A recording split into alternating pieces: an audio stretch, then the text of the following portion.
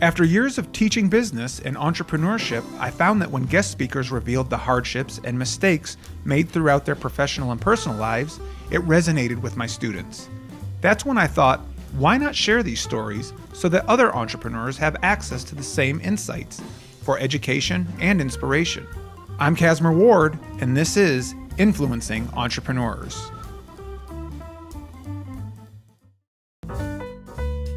On this episode, we speak with the founder of Boxman Studios, David Campbell.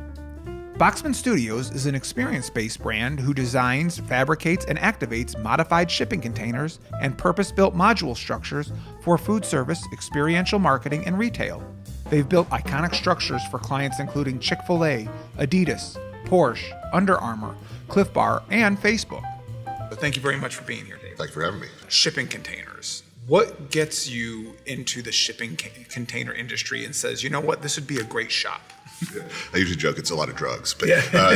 but the reality is I had a real estate development company back in I guess from 04 to 07. If you remember, 07 wasn't a lot of fun in the real property world, and I didn't know what to do. So I could either, at that point, live on what I had and hope the world changed, or make a change in my life. And fortunately, back then, I saw 10 images. It was on a homepage, if you remember when we had homepages. It was msn.com, and there was images of shipping containers that had been modified for a number of different uses. Most of them were housing, but one was a coffee shop. And I thought, well, maybe that could be an interesting opportunity. We could build things that are mobile or migratory, and then ultimately when the economy changes, I could take them and go to other places. At that same time, I was down in the Keys, and there was this amazing raw bar out of a tent in a marina that was packed. So the middle of the recession, people were drinking beer and eating oysters, and I was like, there are ways to make money. And I turned to my wife at that time and I said, what do you think we build a raw bar out of a shipping container and live in Charleston for the summer and move to Florida for the winter and hang out for a while? And lo and behold, even with 2 small kids, she was like, yeah, give it a shot. And the reality is, after a number of different gestations and iterations, Boxman Studios was born about 4 months later. Well, I want to even go back a little bit. So you get your first container. My question really would be like, how do you go about buying a container? But you said you had one donated. How does that come to fruition? Fortunately, in the development world, had a number of contractor relationships. They were laying people off. And one of my good friends ultimately had an old container he was using for storage, and a gentleman that he was getting ready to furlough. And I said, well, I'll take him, and let's see if the two of us can try to figure out how to make this work. Which, oddly enough, because this industry actually is I would like to say exploding. I mean, not just with your company, but you've seen it in apartment buildings globally. But at this point, those containers were kind of considered garbage. Absolutely. The first container we bought was $800. It was absolutely garbage in that sense. We were such an importing nation at that point with no ability to export because of the economy that people didn't know what to do with them. And now we pay much more for containers than that because of a fairer market.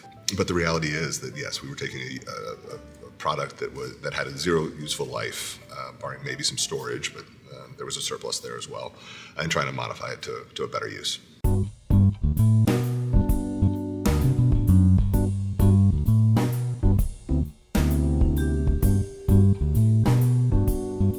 Explain getting into that first container. I can imagine the smell, the dankiness of it. I mean, after traveling with God knows what was in it, I'm sure the system is much more proficient at this point, but I'm sure at one point you walk into this container and think, what the hell am I thinking? As it relates to that first container, it's funny, I haven't thought about it in a long time, but yeah, the floor was rotted out. It was really useless, except for maybe to let some things live in it. So it's interesting. I haven't thought back to that point in a long time, but sitting in that field and trying to figure out how to not kill ourselves as metal was flying and torches were burning, it was an interesting time. Right, because I imagine, and this happens to all of us, we get into that situation, you're like, what was I thinking? This is a bad idea. And there's times, a lot of people, that's where they pack their bags and go home. What made you keep going? I got to tell you, seeing animals have chewed through something, I'm already out. You're done. You checked. It felt right. There was enough going on, and maybe I'm pig-headed enough to understand that there was some opportunity there. And then this is the first, I'm an entrepreneurial sort of mindset in almost everything I do. The difference in this company than what I've done in the past was I actually shared it with people. I didn't keep it to my chest. I didn't try to figure out how to make it perfect before I presented it to the world. I really said, we're just walking down this path. If you want to come help. If you want to figure out and put your 2 cents in, put your 2 cents in. But it was really a collaborative effort. And the reason was there wasn't an absolute path. There was no book that we were following that allowed us to do, A and then B, and then we get to ultimately C if we do some sort of secondary action. It was, I don't really know where we're going, but this is where I'm going. And there was enough, I would call it assurances, that people were like, oh my God, that's cool. Or, hey, can I invest? Or, how do I be a part of it? That allowed me to keep moving. And in full transparency, what I agreed originally to invest in this became, a serious multiplier of that under the concept of feeding the beast. I mean, anybody who enters into an entrepreneurial endeavor and thinks that they have a finite amount of capital is in a lot of trouble, because it starts to hamper the decisions you make and the willingness to put it all in again and again and again, because it never happens the way you plan it. I'm assuming your biggest cost after the first crate is donated is buying the next crate in the next crate. Yeah, I'd have to go back and look at the percentages of where money went, but labor was a huge portion of what we're doing. I'm assuming pulling a ton of subs, or we actually did a lot ourselves. We've prided ourselves on building the sub companies within Boxman Studios to do the action. So unlike a typical private equity model, which is outsource everything, we took it in-house, and we. Although our original designers weren't in-house, they were pretty much full-time with us. Our fabricators were absolutely full-time. Fabricator happened to be able to drive a truck, so ultimately when we bought trucks, he was able to drive trucks. So we were looking for those, we'll call them utility knives, of people that were allowing us to help move forward. Now, were they great at everything? No. But they were willing to give it a shot, and we were okay to patch it together and put in those people that allowed us to round out that team.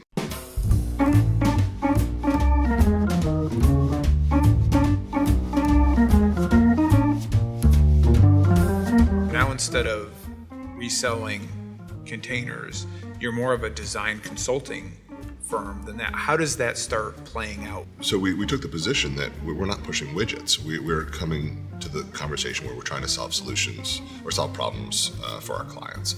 Now, our clients may not know what their problems are, and that's very often in those early days we were helping them navigate. They're coming to you for the widget, actually, at first. There was enough of a differentiator for what we were doing versus what the marketplace was offering that it would ultimately spur the conversation.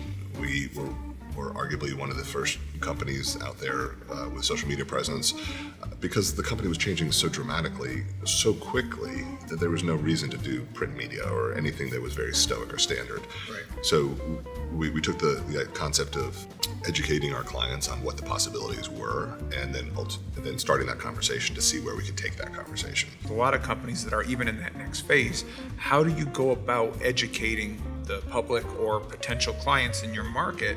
I can guarantee you 10 years ago, people did not know they needed a shipping container in their life, and modified or otherwise. It wasn't, not even on their spectrum. For us, it was through Rending's concepts, ideas, conversations, and then ultimately a number of organizations that just trusted us, and really just came down to the pure, depending on where you believe on the bell curve, the early adopters, those people that are looking for that new concept, that differentiator to help delineate what they're doing versus what the marketplace is, and we were the answer.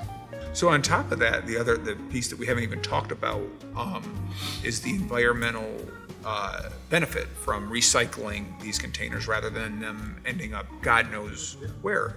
We've never preached that we're a green organization. We've always taken a look at it as the position of the organization is to do the next right thing. The reason is that I never wanted to get into a tete-a-tete with somebody as to saying whether or not acetylene that I'm using in my welding torches is environmentally friendly or not. I run a trucking company. I don't run it on biodiesel because I can't economically to do that and provide a product for my clients. In that spectrum, in that green spectrum, it is so divergent as to what the expectations of that clientele are. Yes, the repurposing of a container is a repurpose or an upscale action. But there's other things that we're doing there that may not be. And that's the discussion that we have with our client. How far on the spectrum do you want to go? And we can have that discussion as to the materials and the intents behind what we do. Oddly enough, I remember when first hearing about your company and starting to do my research, I really thought it was going to be this tree hugger, we're saving the world, we're doing this. And I remember going through your website saying, they're barely talking about because there are definite environmental benefits from this. For us, it was just do the next right thing. There was so much noise in that green sector at that point. We were doing a number of West Coast conferences just as exhibitors at the behest of the conference. So I was in those conversations, but I also saw where the conversation was potentially going, and running an organization, I had to make sure that I could get there in the timeline that I needed to get there to justify that action, right? So I didn't want to overpromise anything. I didn't want to commit something that we couldn't fulfill on. We just continued to try to do the next thing, and it's worked out. It's interesting who allocates what we do to a green endeavor, who thinks it is just the right thing. Because there's a cool factor as well. There is an industrial chic or architecturally significant portion of what we do. There's a functionality portion of what we do. We pride ourselves on the concept of kinetic architecture, which is a structure for us that is created in a location, able to be relocated to a secondary location or a tertiary location, typically transforms in some capacity to create a greater entity, and utilizes the negative space in and around those entities to create an even greater entity. We call that third place making. You may have heard of the concept called third place. Our job is to try to figure out how to make those places where communities can come together.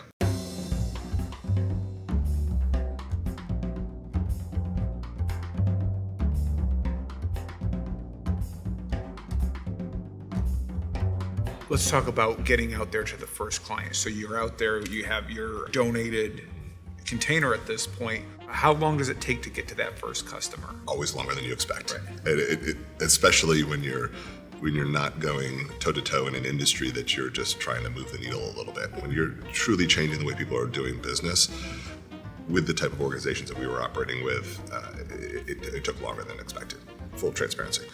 So although I mentioned Red Bull earlier, they weren't our first client. They did become a client, right. But NOS Energy was our first client, and it was based on somebody who was on the cutting edge of what they believed to be space. They were working with NOS Energy, and it came out of an event we had put on ourselves in the NASCAR world, and he just said, I got to do this, and it happened. By then you start getting Red Bull. How do you get the attention of Cliff Bar and Facebook? We fortunately have 3 to 11 inbound requests a day, so it's kind of surreal when you look at typical marketing efforts. Our intent is to put out quality content that allows people to be intrigued enough to pick up the phone and call us to see if we're a viable suitor. Now, of those 3 to 10, it could be a $10,000 house, and it could be a $2 million, retail environment. It really depends, and our job is to narrow those down to figure out what clients we truly can help. So, the key to that, in my opinion, is absolute transparency and education. So if I can put out enough information that allows you to become an educated consumer, picking up that phone is that much easier when you're starting a conversation on something you don't even know you want to talk about. It's uncomfortable to pick up the phone and say, hey, tell me about it. I don't know anything about, for most people. But if you come in a little bit, it helps a lot. So with your background was real estate development. Yeah. I'm assuming, how much of that, I know some of those skills are transferable, but I'm sure your sales cycle differs a lot from how you did it as real. At some point the argument can be made is, I need some space, you're going to get me some space. You're a real estate developer, but again, you're a service company that sells creative designs for that office space. So how do you make that transition and use the skills that are needed, but also kind of, you're like, I'm not used to selling in this manner? Any leadership position has to continue to expand their abilities and their understanding of how they can help lead other people. Absolutely, I came to Boxman Studios with a very casual understanding of what it constitutes to be a CEO. In my former life, I outsourced architects and engineers and contractors, and I was somewhat the puppet master of those actions. That's not a CEO, in my opinion. And it took me years to work on my craft. I still work on my craft every day. That's what it means to be a leader of an organization. So how do you transition from what you know to what you don't know personally, right? And for me, that's surrounding yourself with the people that can help influence you and speak to you as frankly as you need to be to help you see the next opportunity. Because I could sit here and bounce things between my ears all day long and come up with a solution that comes from the influences that have influenced my life to date, or I can go out there and find other influences that may be able to bring a different variable that allows me to expand my understanding.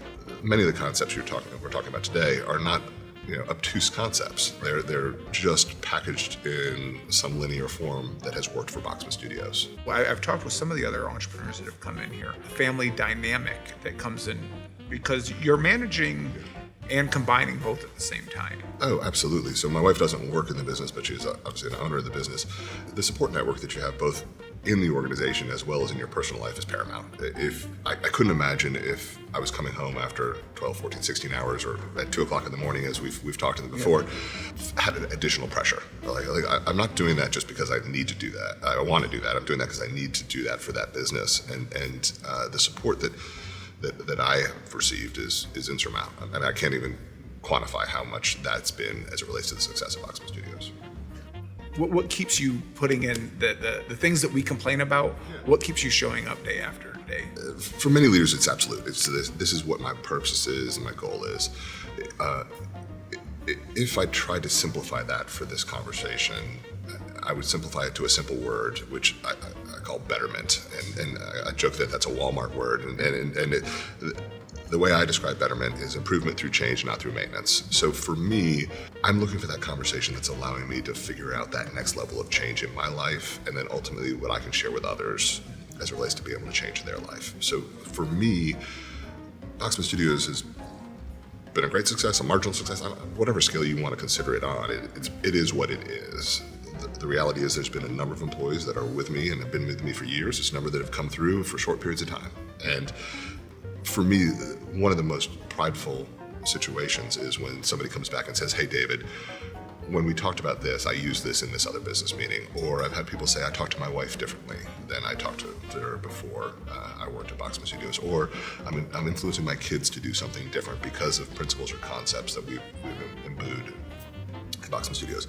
That change concept is not just as it relates to modifying containers or purpose-built structures or the way we run a business. It's really about how we ultimately interact as a group. Because, this will get a little deeper, but I have a belief that a community is two or more people for a common goal. So we've created a community today, and what comes out of this community, we don't know, right? You and I could come up with some great idea sitting at this table. But really what's powerful is that you're going to go back to your community and I'm going to go back to my community. I'm going to tell people about Cass and I'm going to influence that. Or the thing that we're doing today will influence the students. Right. And they can ultimately go out and influence their communities. So imagine it's social media on real time or real life, but it's that concentric circle approach to what we're trying to accomplish. And if we're continually trying to accomplish something that's better or are under betterment, then I believe that we can do some good. When you meet other entrepreneurs, the amount of help they got from other entrepreneurs, it's, let me jump in and help you right away. Here's who you need to talk to. This is what you need. Absolutely. But you have to be active, right? Like you can sit there and be passive about what it is that you're expecting the world to come to you, or you can go out there and ask for that conversation, right? And what I believe I did differently with Boxman Studios than I did with other organizations was I just opened it up. And somebody's going to go out there and do that, and somebody's going to steal their patent, whatever it is, and they're going to call me and yell at me. But I would argue that if we just keep doing the right thing and run faster than the next guy, then we'll continue to win. Right. I could sit there and go look in the rearview mirror and try to defend left and right, or just keep moving forward. Running this organization is not the easiest thing in the world. Yeah. And yes, there's maybe perceived glory associated with it, but the reality is those are few and far in between. You're reaching right around the 10-year mark for Boxman Studios. Where are you in the next 5 years? At Boxman Studios, we have something called the Highway, and the Highway comes off of a poem. It's titled The Dash, and I would encourage your students to go read The Dash. But the simple concept of the poem is that at the end of your life, on your tombstone, you have your name, your birth date, your death date, and everything else that's on that is your dash. In between those two numbers. So the compilation of what you've done is minimized to a dash. We've taken that concept and we've expanded it to a road analogy, and the dashes that are in a highway. The highway is coming out for the next 3 years. I don't believe I can see 5 years out. But what we're committing to do is publish our highway, and how many lanes that is, how many breakdown lanes, how many on-ramps, off-ramps, how curvy it is, uphill, downhill, what have you. That is what we're looking to do before December of this year to be shared. Because just like we said before, we have to be public with what our commitments are. We don't know where the next great idea is going to come from or the next person that's going to be able to help us. But as a general principle, our intent is to continue to define the way that space is created, be active members in that conversation, because we believe there's a transition in the way space is not only created but occupied, and then ultimately create an organization that's allowing the opportunity for betterment to take place, the opportunity for change to happen, whether or not it's drastic or subtle. Well, thank you so much. I wish Boxman nothing but the best, and I appreciate your time today. Thank you. Appreciate it. Thank you.